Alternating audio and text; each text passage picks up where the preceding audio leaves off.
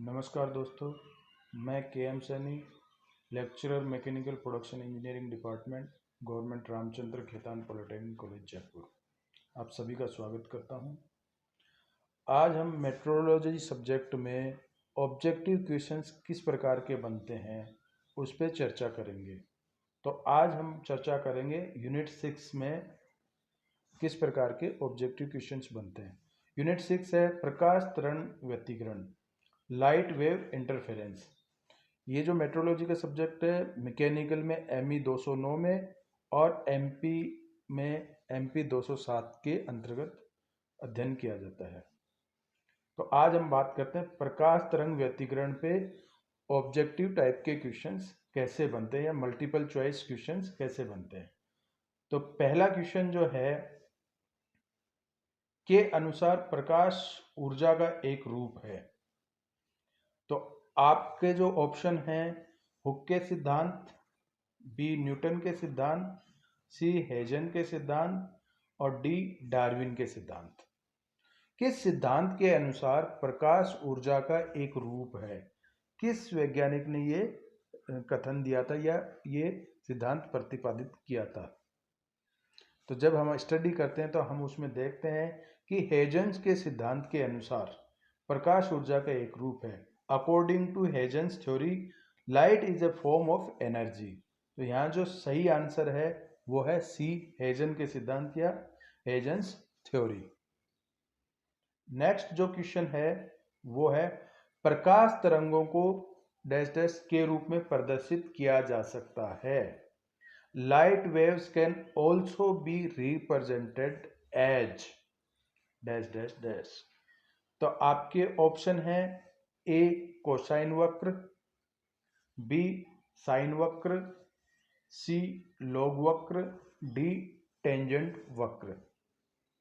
Light wave can also be represented as cosine curve, sine curve, log curve और tangent curve. तो जैसे हम study करते हैं तो उसमें देखते हैं कि जो लाइट वेव्स होती हैं उनको साइन कर्व के रूप में रिप्रेजेंट करते हैं, अप एंड डाउन कर्व के रूप में रिप्रेजेंट करते हैं। तो यहाँ जो सही आंसर होगा वो होगा आंसर बी, साइन कर्व। तीसरा जो क्वेश्चन है वो है यदि किसी तरंग का तरंग दैर्ध्य लैम्डा एवं आवर्तकाल t हो तो उस तरंग का संचरण वेग v क्या होगा? ऑप्शन ए v बराबर lambda T, option B v बराबर lambda divided by T, option C v equals to T divided by lambda और ऑप्शन डी लैम्डा बराबर v into T. If wavelength lambda and time period t of a wave, then the transmission velocity v is given by, आपके option है v equals to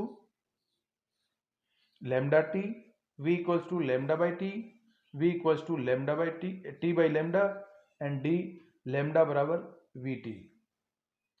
तो ये simple सा question है कि वेग बराबर होता है दूरी बटे समय। तो यहाँ दूरी के लिए है लैम्डा और टाइम के लिए टी, तो v equals to lambda by T, option B सही आंसर है। नेक्स्ट जो क्वेश्चन है निम्न में से कौन सा एक वर्णी प्रकाश का स्रोत नहीं है? लाइट वेव इंटरफेरेंस में हम मोनोक्रोमेटिक लाइट का यूज करते हैं। तो वो मोनोक्रोमेटिक लाइट प्रोड्यूस करने के लिए कौन कौन से सोर्स काम में लिए जाते हैं?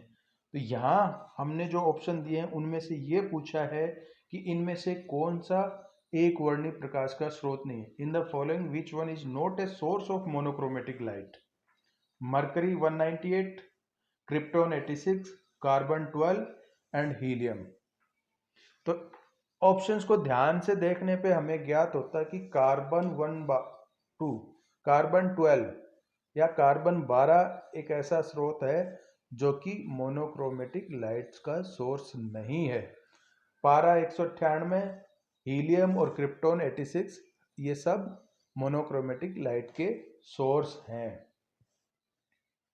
तो अगला जो क्वेश्चन है वो है बेमेल छांटिए या फाइंड ओड वन आउट। अब आपको चार ऑप्शन दिए हैं, इनमें किसी न किसी प्रकार से कोई रिलेशन है तीनों में, लेकिन एक है वो उस रिलेशन को पूरा नहीं करता, आपको वो इसमें से छांटना है। तो आपके ऑप्शन है हीलियम, क्रिप्टोन 86, हाइड्रोजन और डी सोडियम क्लोराइड। तो ऑप्शंस को देखने पे हमें ज्ञात होता है कि हीलियम, क्रिप्टोन 86, हाइड्रोजन, ये तीनों ऑप्शन जो हैं ये हैं मोनोक्रोमेटिक लाइट सोर्स। लेकिन ऑप्शन डी जो है सोडियम क्लोराइड, ये एक लवण है जो कि मोनोक्रोमेटिक लाइट का सोर्स नहीं। तो यहाँ रिलेशन है मोनोक्रोमेटिक लाइट सोर्स, और उसमें ऑप्शन है डी सोडियम क्लोराइड, जो कि एक मोनोक्रोमेटिक लाइट का सोर्स नहीं है। अगला जो क्वेश्चन है, एक समान की दो प्रकाश तरंगें, तरंगों के व्यतिकरण के बाद उनका परिणामी आयाम उन तरंगों के आयाम के डैश डैश होता है। तो आपके ऑप्शन है गुणनफल के बराबर, अंतर के बराबर, योग के बराबर और डी अनुपात के बराबर।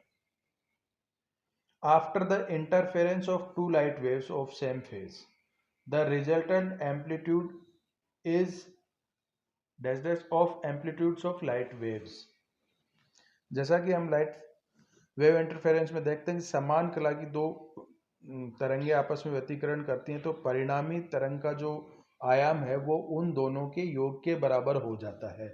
तो यहाँ जो आपका ऑप्शन है सी योग के बराबर या इक्वल टू द सम, सही आंसर है। तो आंसर है सी। नेक्स्ट क्वेश्चन है, विपरीत कला की दो प्रकाश तरंगों के व्यतिकरण के बाद उनका परिणामी आयाम उन तरंगों के आयाम के डैश डैश होता है। गुणनफल के बराबर, योग के बराबर, अंतर के बराबर, अनुपात के बराबर।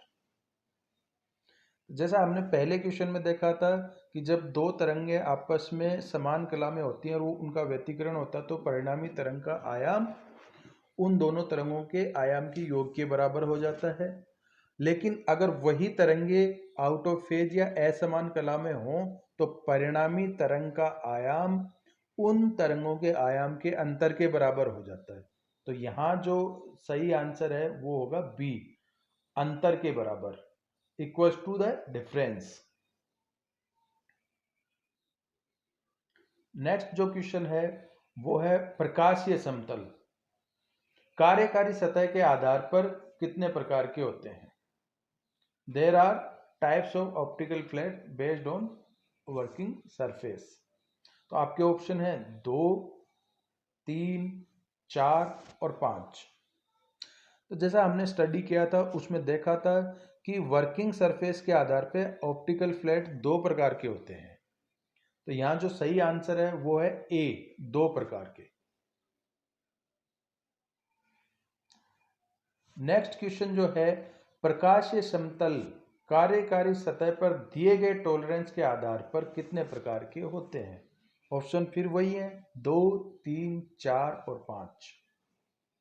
There are types of optical flat based on tolerance given on working surface.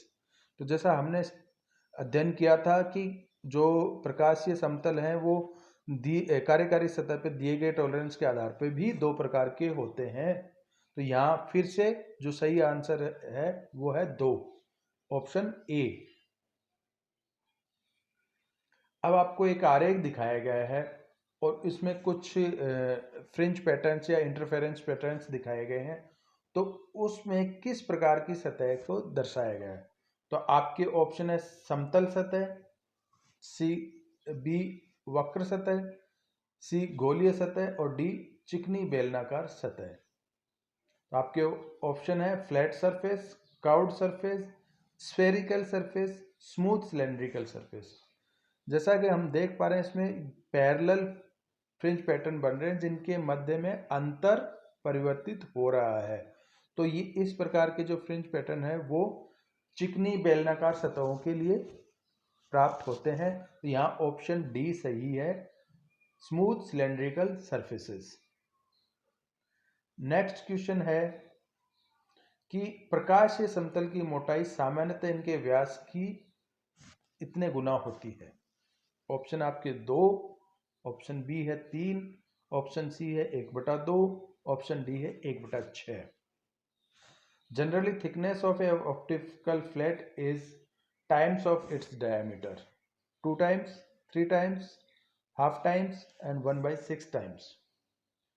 तो जनरली जो ऑप्टिकल फ्लैट्स होते हैं उनकी जो थिकनेस होती है वो डायमीटर के 1/6 होती है, लेकिन कई बार स्पेशल जो ऑप्टिकल फ्लैट्स होते हैं उनमें थिकनेस अलग भी बनाई जाती है, लेकिन उस केस में आपको उसके स्पेसिफिकेशन में उसकी थिकनेस मेंशन होती है।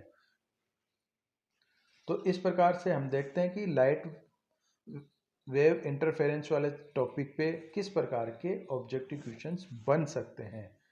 ये एग्जॉस्टिव नहीं है, ये सिर्फ इंडिकेटिव क्वेश्चंस हैं और एग्जॉस्टिव क्वेश्चंस के लिए आपको इसकी डीप स्टडी करनी चाहिए। तो अगले टॉपिक में, अगले वीडियो में हम अगले टॉपिक के किस प्रकार के ऑब्जेक्टिव क्वेश्चंस बनेंगे उनको लेकर फिर मिलेंगे। धन्यवाद।